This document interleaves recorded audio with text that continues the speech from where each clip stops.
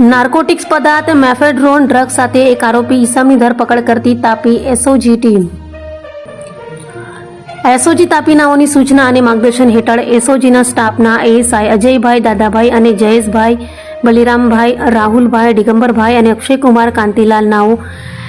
એનડીપીએસના કેસો શોધી કાઢવા સારું પેટ્રોલિંગ તથા